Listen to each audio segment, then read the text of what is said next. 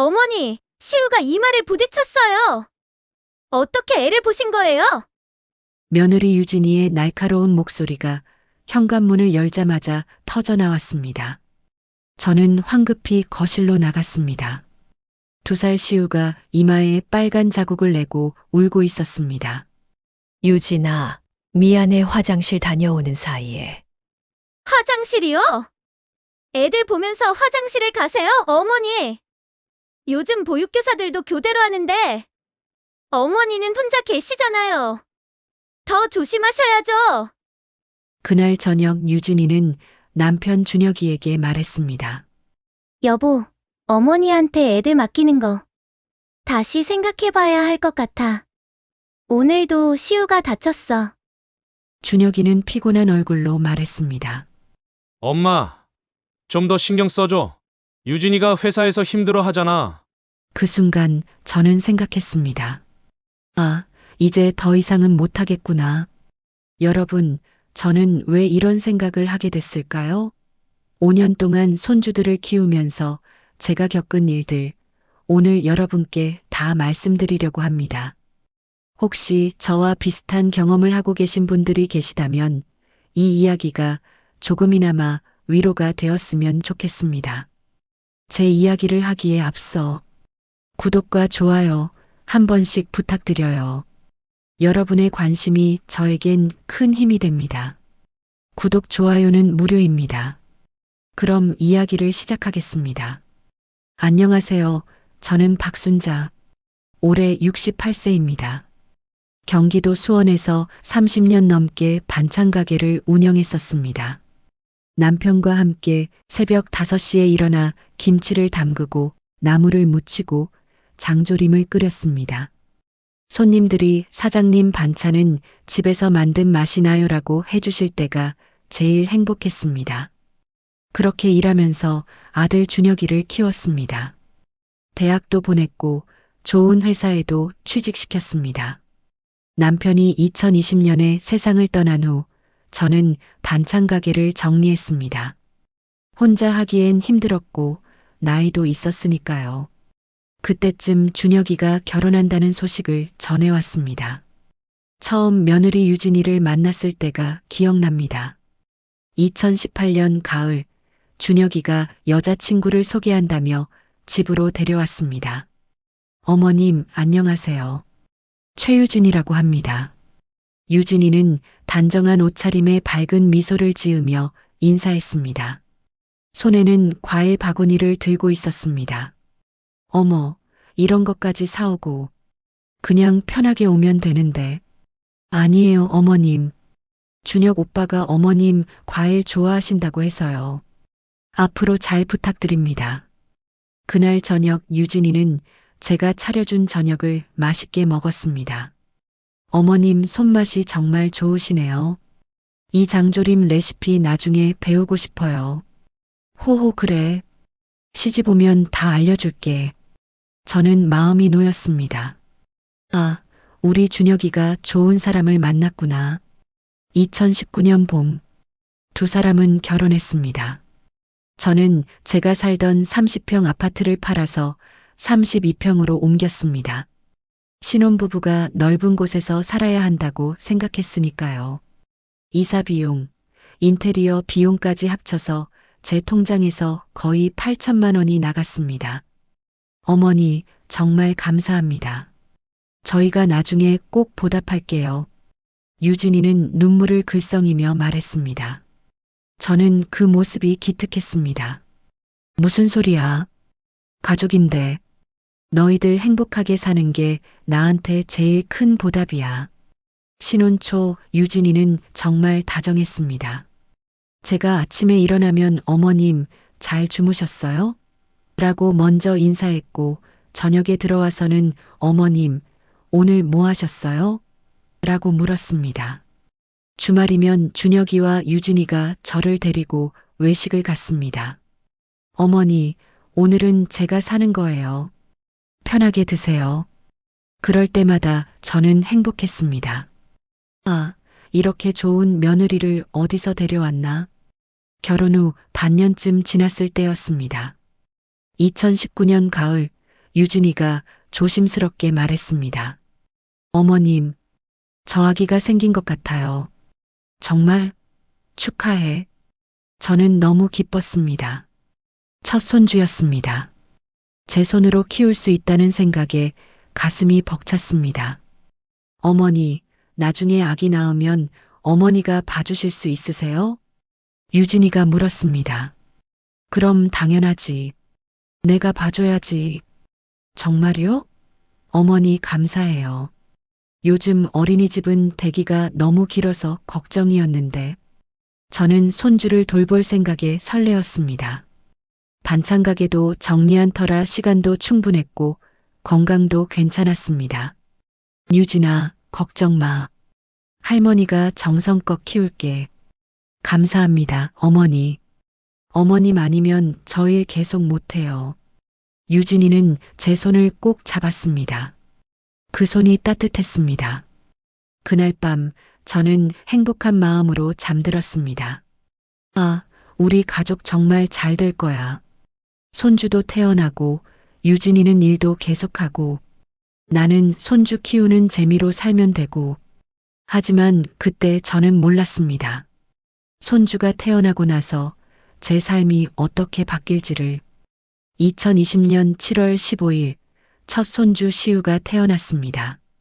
병원에서 처음 시우를 안아본 순간을 저는 평생 잊지 못할 겁니다. 작고 빨간 얼굴의 아기가 제 품에 안겼을 때 눈물이 흘러내렸습니다. 우리 시우, 할머니가 잘 키워줄게. 옆에 누워있던 유진이가 피곤한 얼굴로 웃으며 말했습니다.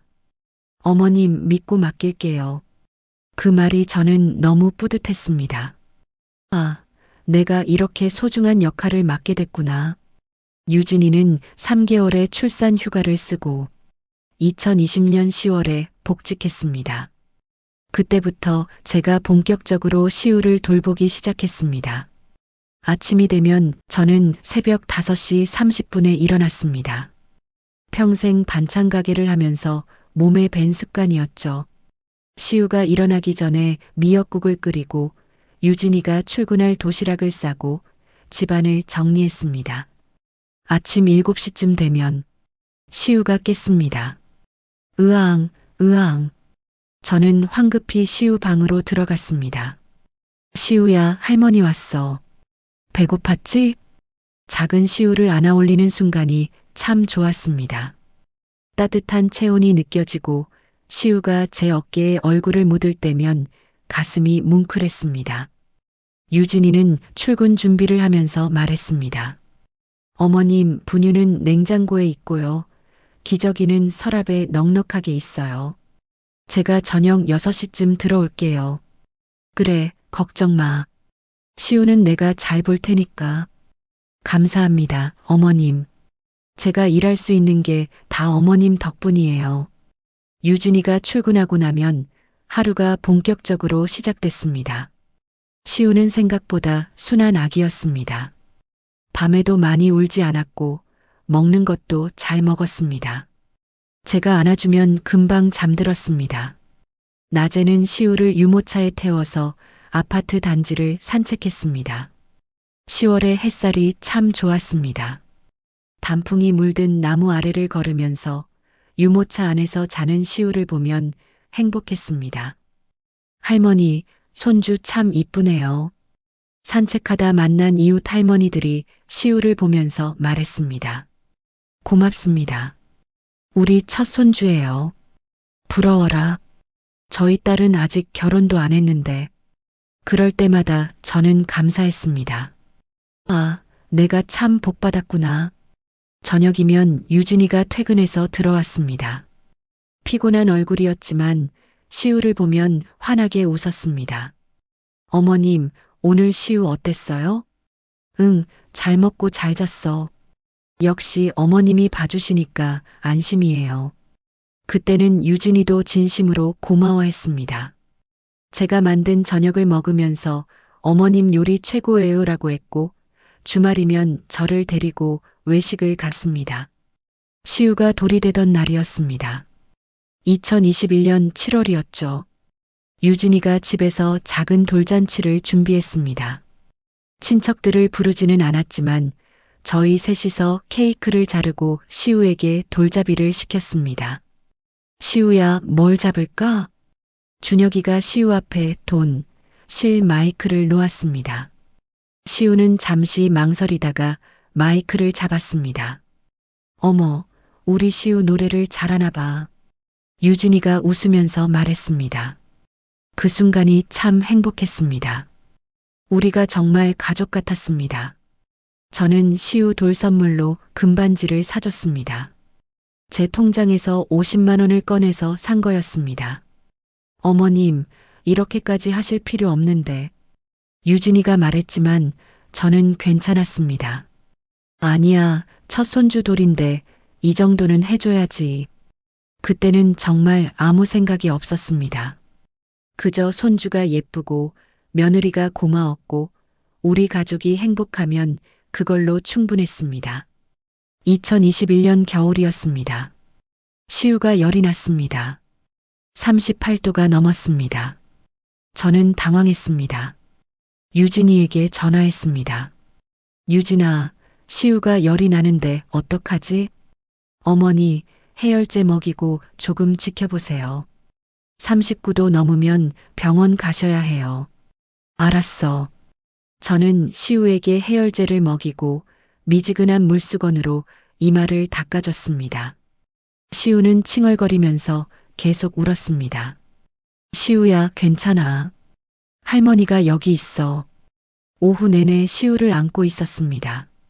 팔이 저려왔지만 내려놓을 수가 없었습니다. 시우가 제 품에서만 조용해졌으니까요. 저녁 6시쯤 유진이가 들어왔습니다. 어머님, 시우는 어때요? 열이 조금 내렸어.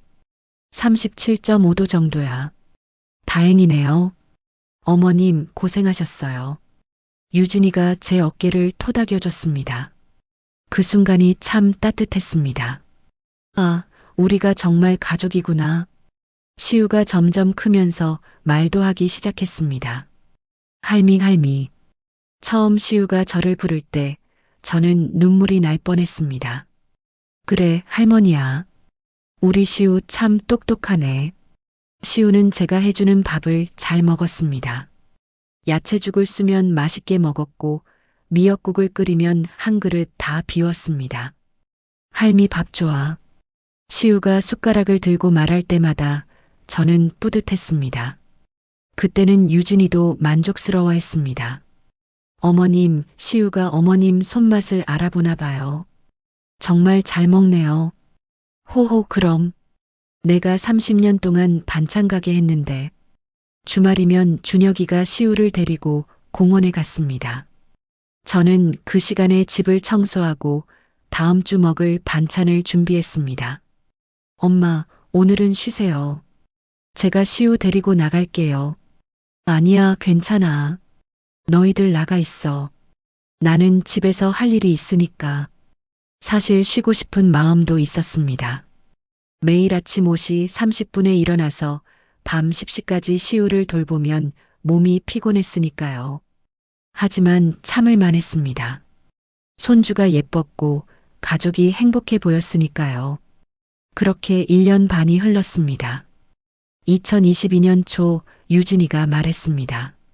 어머님, 제가 또 임신했어요. 정말? 축하해. 저는 기뻤습니다. 둘째 손주라니. 시우에게 동생이 생기는 거였습니다. 어머님, 둘째도 어머님이 봐주실 수 있으세요? 그럼 당연하지. 걱정 마. 감사합니다, 어머님. 어머님 아니면 저 일 계속 못해요. 그때는 저도 자신이 있었습니다. 시우 키우는 것도 잘했는데 하나 더 뭐 어려울까? 하지만 그건 제 착각이었습니다. 2022년 7월 둘째 하은이가 태어났습니다. 이번에도 저는 병원에 갔습니다. 작고 분홍빛 피부의 아기를 보니 또 눈물이 났습니다. 할머니, 이번엔 딸이에요. 준혁이가 웃으면서 말했습니다. 그래, 우리 하은이. 참 예쁘네. 유진이는 이번에도 3개월 출산 휴가를 쓰고 2022년 10월에 복직했습니다. 그때부터였습니다. 제 하루가 정말 바빠지기 시작한 건 2살 시우와 갓난아기 하은이를 동시에 돌봐야 했습니다. 아침에 시우를 깨우고 밥을 먹이고 하은이 분유를 타주고 기저귀를 갈고 시우를 놀아주고 하은이를 재우고 하루가 정신없이 지나갔습니다. 밤에 침대에 누우면 온몸이 쑤셨습니다. 허리가 아팠고 무릎이 시렸습니다. 하지만 참았습니다. 나이가 있으니까 그렇지. 괜찮아. 그리고 그때부터 유진이의 말투가 조금씩 달라지기 시작했습니다. 어머니, 하은이 분유는 정확히 180ml로 타주세요. 눈금 확인하셨죠? 응, 확인했어. 그리고 시우 점심은 제가 냉장고에 붙여놓은 메뉴대로 해주세요. 요즘 편식하거든요. 알았어. 처음엔 그냥 애 엄마니까 꼼꼼한가 보다 생각했습니다. 애가 둘이다 보니 신경 쓸 게 많아서 그런가 보다 했습니다. 하지만 유진이의 요구는 점점 더 구체적으로 바뀌었습니다. 그리고 저도 모르게 저는 며느리 눈치를 보기 시작했습니다. 2022년 가을이 지나고 겨울이 왔습니다. 하은이가 생후 5개월이 됐을 때였습니다. 어느 날 아침 유진이가 출근하면서 말했습니다. 어머니, 오늘 시우 낮잠은 꼭 오후 2시에 재워주세요. 1시 반도 안 되고 2시 반도 안 돼요. 정확히 2시요. 알았어. 그리고 하은이 분유는 3시간 간격이에요. 지난번에 2시간 반 만에 주셨잖아요. 그러면 배가 불러서 다음 수유 때 안 먹어요. 저는 속으로 생각했습니다. 애가 배고파서 울면 어떡하라는 거지? 하지만 말하지 않았습니다. 그저 응, 알았어라고만 했습니다. 그날 오후 1시 50분 시우가 눈을 비비며 졸려 했습니다. 할미 졸려. 그래 시우야. 조금만 기다려 2시 되면 자자. 시우는 소파에 누워서 칭얼거렸습니다. 10분이 얼마나 긴지 모르는 아이였으니까요. 저는 시우 옆에 앉아서 등을 토닥여줬습니다. 시우야, 할머니랑 노래 부를까? 곰 3마리가. 겨우 2시까지 버텼습니다. 시우를 재우고 나니 저도 한숨이 나왔습니다. 애가 졸려하는데 왜 시간을 맞춰야 하지? 하지만 곧 생각을 바꿨습니다. 유진이가 육아 공부를 많이 했나 보다. 요즘은 그렇게 키우나 보지. 며칠 후였습니다. 유진이가 아침에 말했습니다. 어머니, 오늘 제가 회식이 있어서 늦을 것 같아요. 9시쯤 들어올게요. 그래, 알았어. 아, 그리고 하은이 목욕은 저녁 7시에 시켜주세요. 물 온도는 37도예요. 온도계로 꼭 재보시고요. 응. 시우 저녁은 현미밥에 된장찌개, 계란찜이요. 간은 싱겁게 해주시고요. 요즘 짜게 먹으면 신장에 안 좋대요. 저는 30년 동안 밥을 해왔습니다. 아이 밥을 어떻게 해야 하는지 알았습니다. 하지만 유진이는 매번 메뉴까지 정해줬습니다. 저녁 7시 하은이 목욕을 시켰습니다. 온도계로 물 온도를 재니 37도였습니다. 하지만 제 손으로 만져보니 조금 미지근한 느낌이었습니다. 이렇게 미지근하면 애가 추워하지 않을까? 하지만 유진이가 37도라고 했으니까 그대로 했습니다. 밤 9시가 넘어서 유진이가 들어왔습니다. 피곤한 얼굴이었습니다. 어머니, 애들은 어땠어요? 응, 잘 잤어. 유진이는 하은이 방으로 들어가더니 잠시 후 나왔습니다. 어머니, 하은이 체온이 좀 낮은데요? 목욕물 온도 제대로 맞추셨어요? 37도로 했어. 목욕 후에 바로 옷 입히셨어요? 다음부턴 목욕 후에 바로 옷 입혀주세요. 제가 말씀드렸잖아요. 저는 목욕 후 바로 옷을 입혔습니다. 하지만 아무 말도 하지 않았습니다. 알았어. 2023년 초 추운 겨울이었습니다. 제 친구 정희가 전화를 했습니다. 순자야, 내일 시간 있어? 우리 오랜만에 목욕탕 갈까? 정희는 30년 지기 친구였습니다. 같은 아파트에 살면서 자주 만났던 사이였죠. 그래, 좋지. 몇 시에? 오전 6시에 1층에서 만나자. 저는 기분이 좋았습니다. 오랜만에 친구를 만나는 거였으니까요. 다음 날 아침 저는 유진이에게 말했습니다. 유진아, 내일 내가 친구랑 목욕탕 가려고 하는데. 유진이가 놀란 표정으로 말했습니다. 어머니, 내일이요? 저 내일. 중요한 회의가 있어서 일찍 나가야 하는데요. 아, 그래. 그럼 애들은 어떻게? 어머니가 계셔야죠. 제가 일찍 나가면 누가 애들 봐요? 저는 난처했습니다. 그럼 친구한테 다음에 만나자고 할게. 네, 어머니. 미안해요. 다음엔 미리 말씀해 주시면 제가 휴가 조정해 볼게요. 하지만 다음은 오지 않았습니다. 정희에게 전화했습니다. 정희야, 미안한데 오늘 못 갈 것 같아. 며느리가 일찍 나가야 한대. 아, 그래. 괜찮아. 다음에 보자. 전화를 끊고 나서 가슴이 답답했습니다. 내가 언제 친구를 만났지? 생각해보니 하은이가 태어난 후로 단 한 번도 친구를 만나지 못했습니다.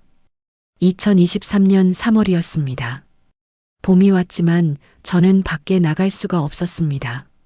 어느 날 저녁 유진이가 말했습니다. 어머니, 청소 좀 더 꼼꼼히 해주세요. 오늘 보니까 소파 밑에 먼지가 있더라고요. 아, 미안해. 애들 보느라 깜빡했네. 어머니, 요즘 집먼지 진드기가 아토피 원인이래요. 애들 피부가 약하잖아요. 저는 매일 청소기를 돌렸습니다.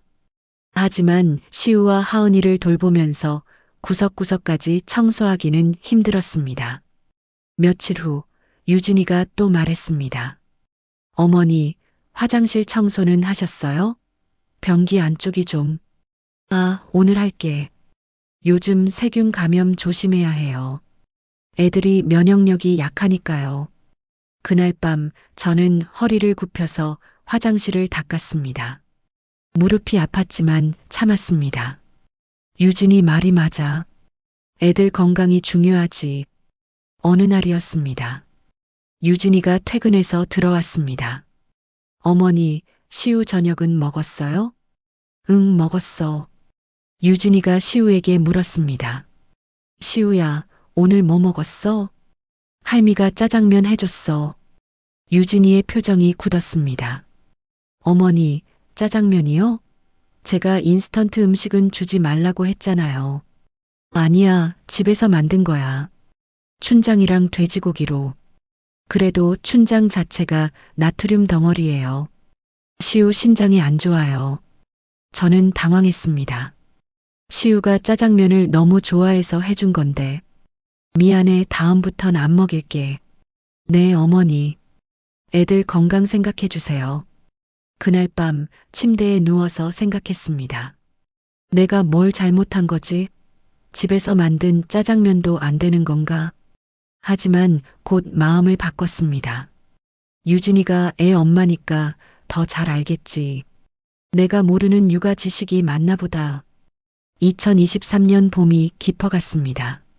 시우는 이제 3살이 되었고 하은이는 기어다니기를 배우고 있었습니다. 어느 날 준혁이가 퇴근해서 말했습니다. 엄마, 이번 주말에 우리 가족여행 가려고 하는데.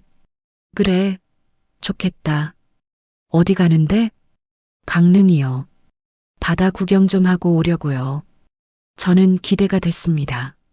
아, 오랜만에 바다 구경하겠구나. 그런데 유진이가 말했습니다.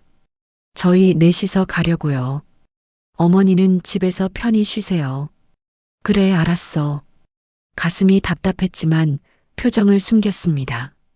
그래, 젊은 사람들끼리 가는 게 더 좋겠지.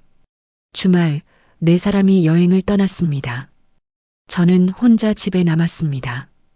텅 빈 집에서 저는 처음으로 생각했습니다. 나는 이 가족에서 뭐지? 하지만 그 생각을 곧 지워버렸습니다. 아직은 참을 수 있었으니까요. 2023년 5월이었습니다.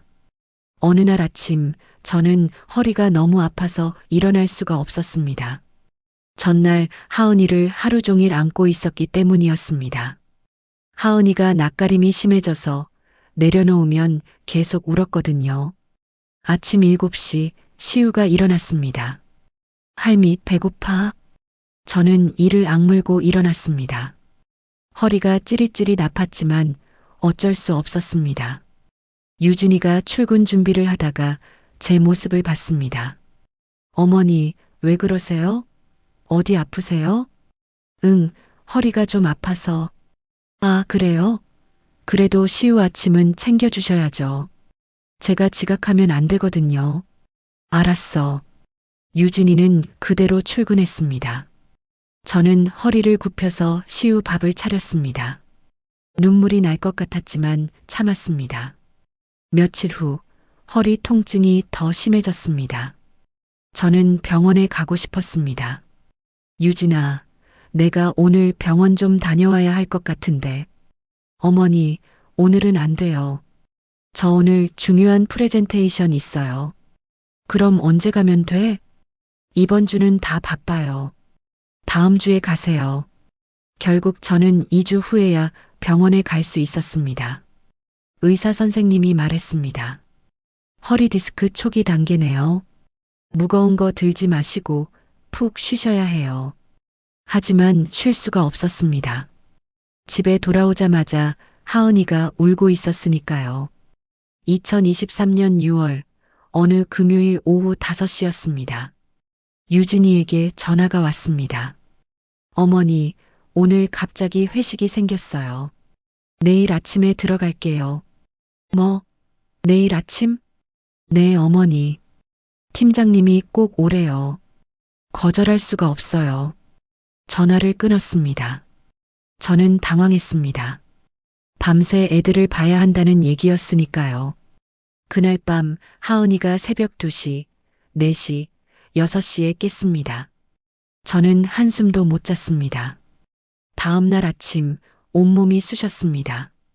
유진이는 토요일 오전 11시에 들어왔습니다. 피곤한 얼굴이었지만 미안해하는 기색은 없었습니다. 어머니, 애들 잘 잤어요? 하은이가 밤새 깼어. 아, 그래요? 어머니도 고생 많으셨네요. 저 좀 자고 올게요. 유진이는 방으로 들어가서 저녁 6시까지 잤습니다. 7월 어느 날이었습니다. 유진이가 말했습니다. 어머니, 이번 달부터 생활비를 좀 줄여야 할 것 같아요. 왜? 저희 대출 이자가 올라서요. 어머니 생활비를 한 달에 30만 원으로 줄일게요. 저는 놀랐습니다. 그동안 50만 원을 받았거든요. 그것도 빠듯했는데 30만 원이라니. 30만 원으로 어떻게 살아? 어머니, 식비는 저희랑 같이 쓰시잖아요. 30만 원이면 충분해요. 하지만 30만 원으로는 부족했습니다. 제 약가, 휴대폰 요금, 가끔 친구들 만날 때 쓸 돈. 모자랐습니다. 어느 날 정희가 전화했습니다. 순자야, 다음 주에 우리 점심 먹자. 내가 살게. 저는 망설였습니다. 제 지갑에는 5천 원밖에 없었으니까요. 정희야, 미안한데 다음에. 왜? 무슨 일 있어? 아니야, 그냥 몸이 좀 안 좋아서. 전화를 끊고 나서 저는 한숨을 쉬었습니다. 친구를 만날 돈조차 없다니. 8월이었습니다. 무더운 여름이었죠. 어느 날 오후 시우와 하은이를 보고 있었습니다. 시우가 거실에서 블록으로 놀고 있었고 저는 하은이 분유를 타고 있었습니다. 갑자기 쿵 하는 소리가 났습니다. 으앙! 시우가 소파에서 떨어진 거였습니다. 저는 황급히 달려갔습니다. 시우야, 괜찮아? 시우의 팔꿈치에 빨간 자국이 생겼습니다. 다행히 피는 나지 않았습니다. 저녁에 유진이가 들어왔습니다. 시우야, 팔꿈치 왜 그래? 낮에 소파에서 떨어졌어. 유진이의 얼굴이 굳었습니다. 어머니, 어떻게 애를 보신 거예요? 소파에서 떨어지게. 미안해. 분유 타고 있는데 갑자기. 어머니, 애들 보는데 정신 못 차리시면 어떡해요? 다음엔 더 큰일 날 수도 있잖아요. 유진이의 목소리가 커졌습니다. 저는 움찔했습니다. 정말 미안해. 그날 밤 유진이가 준혁이에게 말하는 걸 들었습니다. 여보, 어머니가 요즘 애들 제대로 못 보는 것 같아. 오늘도 시우가 다쳤어. 그래도 엄마 말고는 애들 봐줄 사람이 없잖아. 그러니까 더 문제지. 차라리 어린이집을 보낼까? 유진아, 어린이집비가 얼만데. 그냥 엄마한테 더 조심하라고 해. 저는 이불을 뒤집어 쓰고 누웠습니다. 가슴이 답답했습니다. 내가 잘못했어. 더 조심했어야 했어. 9월이었습니다. 시우가 유치원에 입학했습니다. 그래도 오후 2시면 끝나기 때문에 제가 데리러 가야 했습니다. 어느 날 오후 시우를 데리러 유치원에 갔습니다. 하은이를 유모차에 태우고 갔죠. 유치원 앞에는 다른 엄마들도 많았습니다. 젊은 엄마들이 모여서 수다를 떨고 있었습니다. 요즘 육아가 진짜 힘들어요. 저도요. 애 하나 키우는데도 진짜 정신없어요. 저는 그 말을 듣고 쓴웃음을 지었습니다. 나는 애 둘을 66세에 키우는데. 시우를 데리고 집으로 돌아왔습니다. 시우에게 간식을 주고 하은이 기저귀를 갈고 저녁 준비를 시작했습니다. 저녁 6시 유진이가 들어왔습니다. 어머니, 시우 유치원 어땠대요? 응, 잘 놀았대. 시우 가방 확인하셨어요? 알림장 있잖아요. 아, 깜빡했네. 어머니, 알림장 꼭 확인하셔야 해요. 내일 준비물 있으면 어떡해요? 저는 황급히 시우 가방을 확인했습니다. 다행히 알림장에는 특별한 내용이 없었습니다. 하지만 그날 밤 저는 생각했습니다. 내가 점점 모자라나 보다. 알림장도 깜빡하고 거울을 봤습니다. 머리가 더 휘어진 것 같았습니다. 주름도 더 깊어졌습니다. 66세. 저는 이제 늙은 사람이었습니다. 하지만 하루하루는 더 힘들어지고 요구는 더 많아지고 제 실수는 용납되지 않았습니다. 그날 밤 침대에 누워서 처음으로 생각했습니다. 이게 정말 맞는 건가? 이렇게 사는 게 2023년 11월 어느 날 아침이었습니다. 저는 열이 났습니다. 체온계를 재보니 38.5도였습니다. 머리가 지끈거렸고 온몸이 욱신거렸습니다. 감기가 온 것 같았습니다. 유진이에게 말했습니다. 유진아, 미안한데 오늘 내가 좀 아파서. 어머니, 열이요? 그래도 애들 밥은 챙겨주셔야죠. 그래, 알았어. 저는 이를 악물고 일어났습니다. 시우 아침 밥을 차리고 하은이 분유를 탔습니다. 어지러웠지만 참았습니다. 오전 내내 열이 더 올랐습니다. 39도가 넘었습니다. 소파에 누워서 쉬고 싶었지만 하은이가 계속 울었습니다. 으앙, 으앙. 저는 비틀거리며 하은이를 안아 올렸습니다. 온몸이 뜨거웠지만 하은이는 안아줘야 했습니다. 오후 5시쯤 제 상태가 더 나빠졌습니다. 유진이에게 전화했습니다. 유진아, 미안한데 저녁은 어떡하지? 내가 정말 못 일어나겠어. 어머니, 제가 지금 회의 중이에요. 저녁은 냉동실에 있는 거 데워주시면 돼요. 알았어. 저는 냉동실에서 냉동 만두를 꺼냈습니다. 손이 떨렸지만 만두를 쪘습니다. 저녁 6시 유진이가 들어왔습니다. 어머니, 저녁 준비됐어요? 응, 만두 쪘어. 유진이의 얼굴이 굳었습니다. 냉동 만두요? 시우한테 또 인스턴트를 주신 거예요? 미안해. 내가 아파서. 어머니, 그래도 애들 밥은 제대로 해주셔야죠. 그날 밤 저는 39도가 넘는 열로 누워 있었습니다. 하지만 유진이는 제 방에 한 번도 들어오지 않았습니다. 2024년 설날이었습니다. 준혁이가 말했습니다. 엄마, 이번 설에는 저희가 유진이 친정에 가기로 했어요. 그래. 그럼 나는? 엄마는 집에서 편히 쉬세요. 우리가 저녁에 올게요. 유진이가 덧붙였습니다. 어머니, 집에서 조용히 계시면 오히려 더 편하시잖아요. 저희 친정은 사람도 많고 시끄러워요. 설날 아침, 네 사람은 유진이 친정으로 떠났습니다. 저는 혼자 집에 남았습니다. 명절인데 혼자였습니다. 떡국을 끓였습니다. 혼자 먹는 떡국은 맛이 없었습니다. TV를 켰지만 웃음소리만 공허하게 들렸습니다. 오후 3시쯤 정희에게 전화가 왔습니다. 순자야, 너 지금 뭐해? 설날인데. 응, 집에 있어. 가족들은? 며느리 친정에 갔어. 뭐? 너만 혼자 두고? 응. 전화기 너머로 정희의 한숨이 들렸습니다. 순자야, 그게 말이 돼? 설날에 시어머니를 혼자 두고? 괜찮아, 괜찮아. 나이 드니까 조용한 게 편해. 하지만 괜찮지 않았습니다. 명절에 혼자 있는 게 얼마나 서러운지 정희는 모를 겁니다. 2024년 3월이었습니다. 저는 건강검진을 받으러 병원에 갔습니다. 검진을 마치고 대기실에서 기다리고 있었습니다. 옆자리에 비슷한 나이 또래 할머니가 앉아 계셨습니다. 할머니, 혼자 오셨어요? 할머니가 웃으며 대답했습니다. 아니에요. 딸이 데려다 줬어요. 저기서 기다리고 있어요. 창밖을 보니 30대 정도 되는 여성이 차에서 기다리고 있었습니다. 좋으시겠어요. 딸이 챙겨주시네요. 그럼요. 우리 딸이 참 효자예요. 건강검진은 물론이고 병원도 꼭 같이 가요. 저는 아무 말도 하지 못했습니다.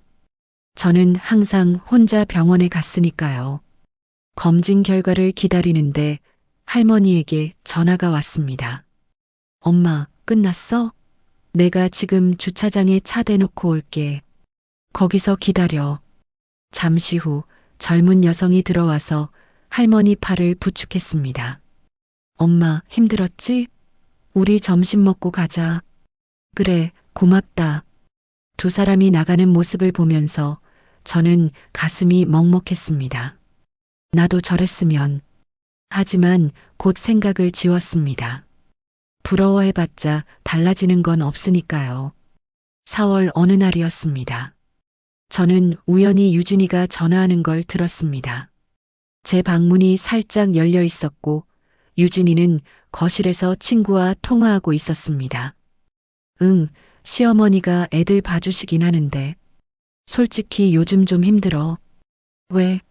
잘 봐주시잖아. 그게 아니라 어머니가 계시니까 우리가 자유롭지 못하잖아. 집에서도 눈치 보이고 제 심장이 쿵 내려앉았습니다. 그리고 솔직히 말하면 어머니 없으면 우리가 훨씬 편할 것 같아. 애들은 어린이집 보내면 되고. 그럼 그렇게 하지 그래. 근데 어린이집비가 너무 비싸. 둘 다 보내면 한 달에 100만 원이 넘어. 그래서 어쩔 수 없이 더 이상 듣고 싶지 않았습니다. 저는 조용히 방문을 닫았습니다. 침대에 앉아서 손이 떨렸습니다. 어머니 없으면 훨씬 편할 것 같아. 그 말이 계속 머릿속에서 맴돌았습니다. 아, 나는 돈 때문에 여기 있는 거구나. 무료 베이비시터. 그날 밤 저는 한숨도 자지 못했습니다. 5월이었습니다. 허리 통증이 더 심해져서 다시 병원에 갔습니다. 입원이 필요하다고 했습니다. 물리치료를 받아야 한다고요. 2, 3일 정도 입원하세요. 알겠습니다. 입원했습니다. 4인실이었습니다. 옆 침대에는 저와 비슷한 나이의 할머니가 계셨습니다. 그분은 무릎 수술을 받으셨다고 했습니다. 오후가 되자 그 할머니 병실에 가족들이 찾아왔습니다. 아들, 며느리, 손주들까지 모두 왔습니다.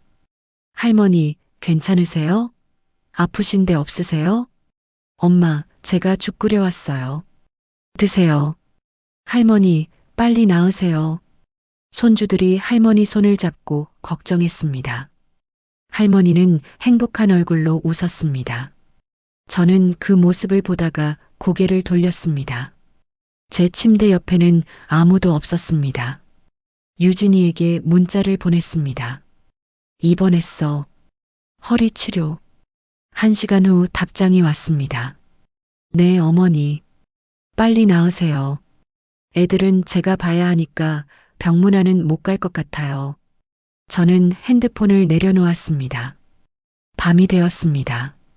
옆 침대 할머니는 가족들이 다녀간 후 편안하게 주무셨습니다. 저는 천장을 바라봤습니다. 나는 뭐지? 이 가족에서 나는 뭐지? 그때 깨달았습니다. 더 이상은 못하겠다고. 이제는 끝이라고. 2024년 5월 중순, 저는 병원에서 퇴원했습니다. 3일간의 입원 치료였지만 그 3일이 제 인생을 바꿨습니다. 집으로 돌아오는 택시 안에서 저는 처음으로 생각했습니다. 이제 어떻게 살아야 하지? 집에 도착했습니다. 현관문을 열고 들어갔습니다. 유진이는 출근했고 시우는 유치원에 갔고 하은이는 낮잠을 자고 있었습니다. 텅 빈 집이 낯설었습니다. 저는 천천히 집안을 둘러봤습니다. 30년을 일해서 산 이 집, 8천만 원을 들여서 32평으로 넓힌 이 집, 거실을 봤습니다. 회색 소파, 큰 텔레비전, 예쁜 장식장, 모두 유진이가 고른 것들이었습니다. 내가 고른 건 하나도 없네. 주방으로 갔습니다. 냉장고를 열었습니다. 시우가 좋아하는 요구르트, 하은이 분유, 유진이가 먹는 샐러드, 준혁이가 좋아하는 맥주. 제가 좋아하는 건 하나도 없었습니다.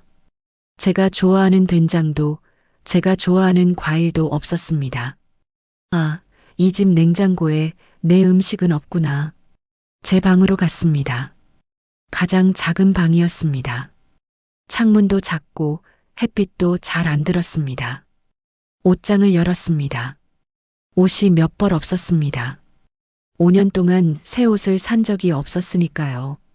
책상 서랍을 열었습니다. 남편 사진, 옛날 통장, 시우 돌잔치 사진. 내 물건이 이게 다구나. 30년을 일하고 8천만 원을 쓰고 5년을 손주를 키웠는데 제 것이라고는 낡은 옷 몇 벌과 추억뿐이었습니다. 소파에 앉았습니다. 아무 생각 없이 앉아 있었습니다. 그때 깨달았습니다. 나는 이 집에서 살고 있는 게 아니라 머물러 있는 거였구나. 그날 밤 잠이 오지 않았습니다. 침대에 누워서 천장을 봤습니다. 제 인생을 돌아봤습니다.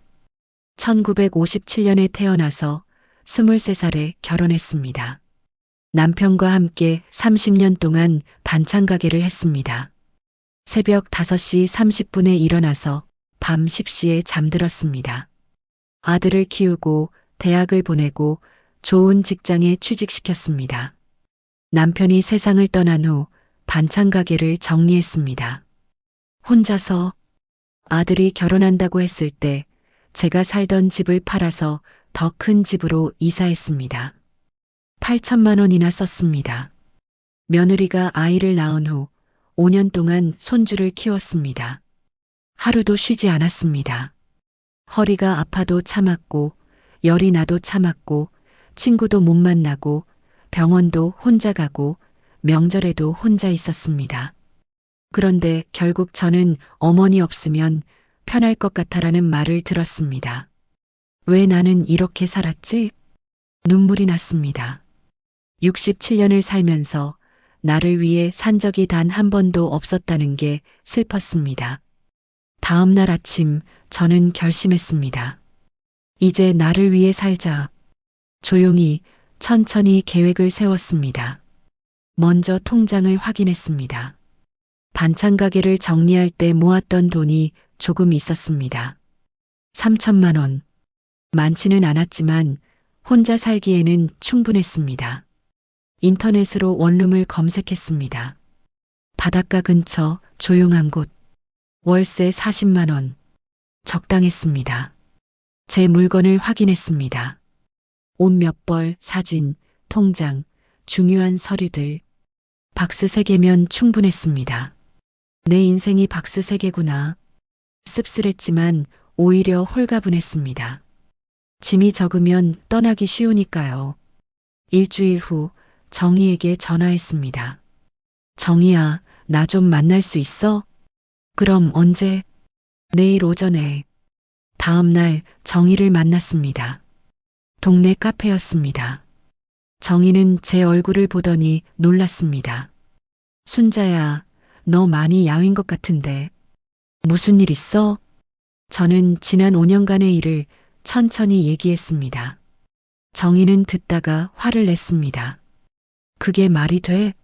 39도 열이 나는데 혼자 두고 설날에 혼자 있게 하고. 응. 순자야, 넌 왜 참았어? 나도 모르겠어. 그냥 참으면 나아질 줄 알았어. 정희가 제 손을 잡았습니다. 순자야, 이제 어떻게 할 거야? 저는 조용히 말했습니다. 떠나려고. 뭐? 집 나가려고. 혼자 살려고. 정희는 잠시 말이 없었습니다. 그러다가 천천히 고개를 끄덕였습니다. 잘 생각했어. 그게 맞아. 정희야, 나 좀 도와줄 수 있어? 그럼 당연하지. 뭐가 필요해? 이사할 때 도와주면 좋겠어. 그리고 용기가 필요해. 정희가 제 손을 꽉 잡았습니다. 순자야, 넌 충분히 용기 있어. 67년을 그렇게 살았잖아. 이제 너를 위해 살 자격이 있어. 2024년 6월 첫째 주였습니다. 준혁이가 말했습니다. 엄마, 이번 주말에 우리 제주도 갈 거예요. 2박 3일로. 그래, 잘 다녀와. 엄마는 집에서 편히 쉬세요. 금요일 저녁에 출발해서 일요일 저녁에 올게요. 저는 조용히 고개를 끄덕였습니다. 마음속으로 생각했습니다. 이때다. 금요일 오후 6시 세 사람이 캐리어를 끌고 현관으로 나왔습니다. 어머니, 그럼 다녀올게요. 냉장고에 반찬 있으니까 드세요. 그래, 잘 다녀와. 유진이가 덧붙였습니다. 어머니, 집 잘 지켜주세요. 저희 일요일 저녁 8시쯤 도착할게요. 응, 알았어. 현관문이 닫혔습니다. 발자국 소리가 멀어졌습니다. 저는 창문으로 내다봤습니다. 세 사람이 차에 타고 떠났습니다. 그 순간을 기다렸습니다. 저는 정희에게 전화했습니다. 정희야, 이제 시작해. 알았어. 30분 후에 갈게. 30분 후 정희가 왔습니다. 정희 아들이 운전하는 작은 트럭도 함께였습니다. 순자야, 준비됐어? 응. 제 짐은 정말 적었습니다. 박스 3개, 작은 가방 2개. 그게 전부였습니다. 이게 다야? 응. 이게 다야. 정희가 저를 꼭 안아줬습니다. 순자야, 잘 결심했어. 박스를 트럭에 실었습니다. 생각보다 빨리 끝났습니다. 제 방을 마지막으로 둘러봤습니다. 5년을 살았던 방. 하지만 아쉬움은 없었습니다. 거실로 나왔습니다. 식탁 위에 편지 한 장을 놓았습니다. 봉투에는 준혁이에게라고 썼습니다. 편지에는 이렇게 적었습니다. 준혁아, 엄마는 이제 떠난다. 5년 동안 손주들 키우느라 행복했어. 하지만 이제 엄마도 엄마 인생을 살아야 할 것 같구나. 너희들은 이제 알아서 해. 엄마는 너희 없이도 잘 살 수 있어. 건강하게 살아라. 마이너스 엄마. 편지를 놓고 현관으로 나왔습니다. 현관문을 닫는 순간 가슴이 뻥 뚫렸습니다. 이제 자유다. 새로운 집은 바닷가 근처 작은 원룸이었습니다. 15평? 작았지만 제겐 충분했습니다. 창문을 열자 바다 냄새가 났습니다. 파도 소리가 들렸습니다. 순자야, 여기 좋네. 정말 좋아. 응, 나도 마음에 들어. 짐을 풀었습니다. 옷을 옷장에 넣고 사진을 책상 위에 놓고 통장을 서랍에 정리했습니다. 저녁이 되었습니다. 정희와 함께 근처 식당에서 저녁을 먹었습니다. 순자야, 이제 어떻게 할 거야? 천천히 살아볼 거야. 아침에 일어나서 바다 보러 가고 책도 읽고 친구들도 만나고 좋은 생각이야. 집으로 돌아왔습니다. 혼자가 되었습니다. 침대에 누웠습니다. 천장을 봤습니다. 5년 만에 처음으로 저만의 공간에 누웠습니다. 눈물이 났습니다. 슬픔이 아니라 해방감이었습니다. 일요일 저녁 8시 30분쯤 휴대폰이 울렸습니다. 준혁이었습니다. 저는 심호흡을 하고 전화를 받았습니다. 여보세요. 엄마, 지금 어디세요? 집이 텅 비어 있어요. 준혁이의 목소리가 당황해 있었습니다. 응, 나 이사했어. 뭐라고요? 이사요? 왜요? 어디로요? 나도 이제 내 인생 살려고. 엄마, 무슨 소리예요? 갑자기 왜 이러세요? 배경에서 유진이 목소리가 들렸습니다.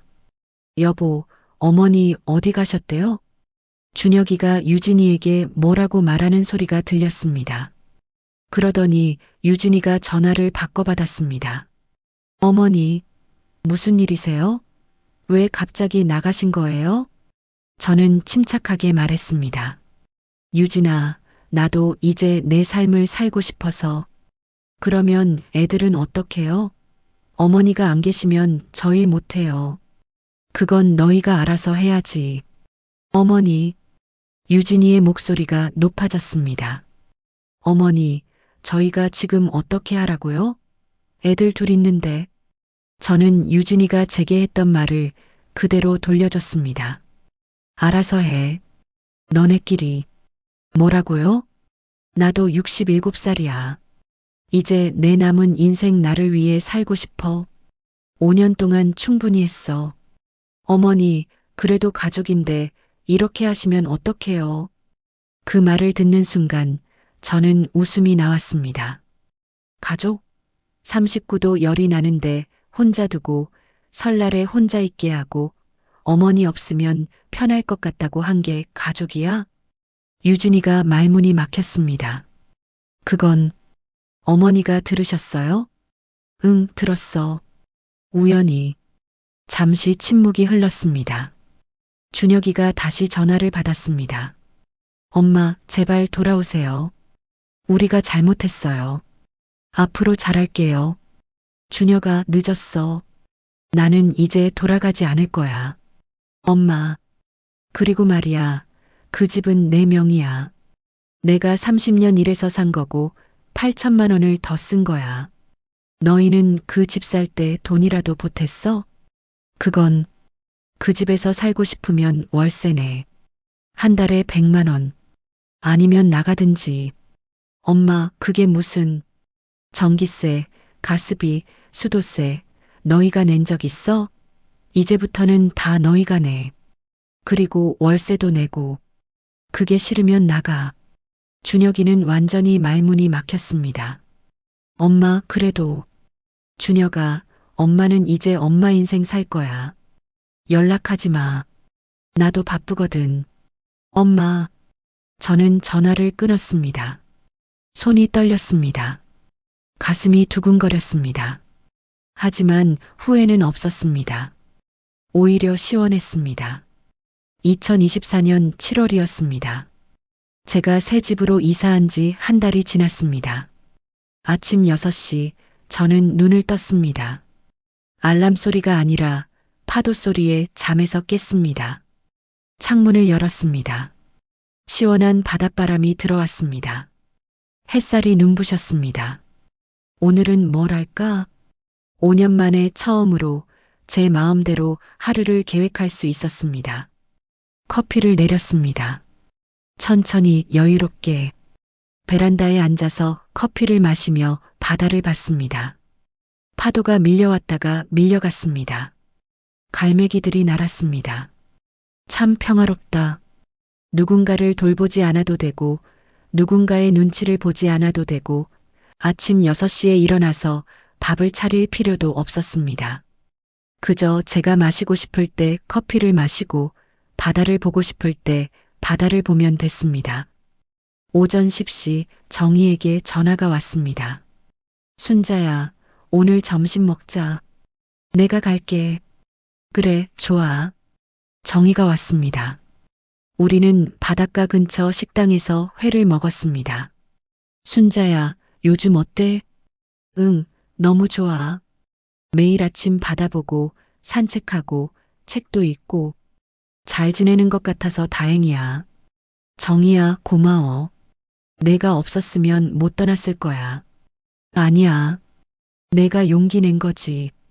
나는 옆에서 응원만 했어. 점심을 먹고 우리는 바닷가를 걸었습니다. 햇살이 따뜻했습니다. 순자야, 그런데 아들한테 연락 왔어? 응, 처음 며칠은 매일 전화했어. 돌아오라고. 미안하다고. 그래서 안 받았어. 그리고 이제는 전화도 안 와. 월세는 아직 안 냈어. 다음 주에 독촉해야겠어. 정희가 웃었습니다.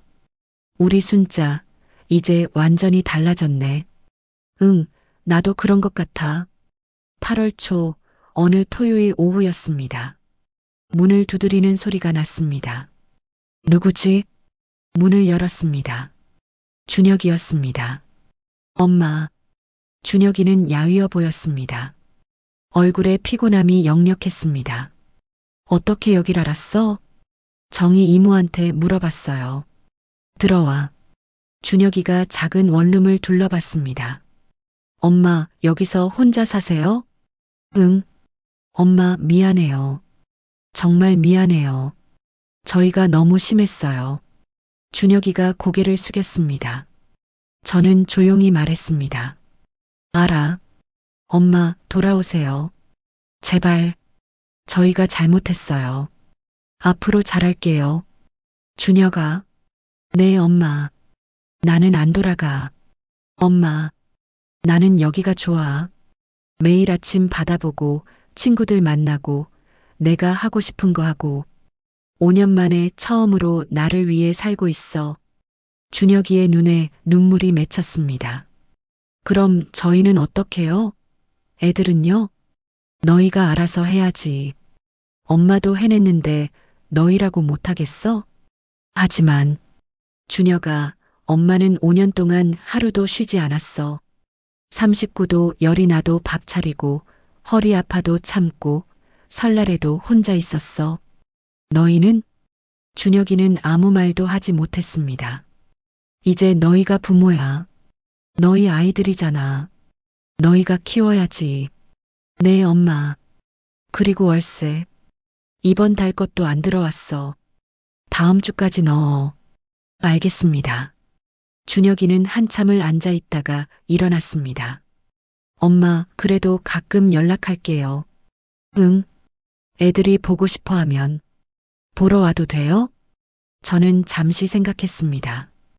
1년에 한 번, 시우 생일 때, 그때만. 알겠습니다. 준혁이가 나갔습니다. 문이 닫혔습니다. 저는 창밖을 봤습니다. 준혁이가 차를 타고 떠나는 게 보였습니다. 가슴이 아팠습니다. 하지만 후회는 없었습니다. 이게 맞는 거야. 저녁이었습니다. 저는 베란다에 앉아서 일기를 썼습니다. 2024년 8월 10일. 오늘 준혁이가 왔다 갔다. 많이 힘들어 보였다. 하지만 나는 돌아가지 않을 것이다. 이제는 내가 나를 위해 살 차례다. 67년을 남을 위해 살았으니 남은 인생은 나를 위해 살겠다. 바다가 아름답다. 자유가 아름답다. 일기를 덮었습니다. 휴대폰을 꺼냈습니다. 정희에게 문자를 보냈습니다. 정희야, 내일 바다에서 일출 보러 갈래? 곧 답장이 왔습니다. 좋아. 몇 시에? 6시에. 알았어. 내일 봐. 저는 미소를 지었습니다. 내일 아침 정희와 함께 일출을 볼 것입니다. 새로운 하루가 시작될 것입니다. 그리고 그 하루는 온전히 제 것일 것입니다. 시청자 여러분, 이 이야기를 끝까지 들어주셔서 감사합니다.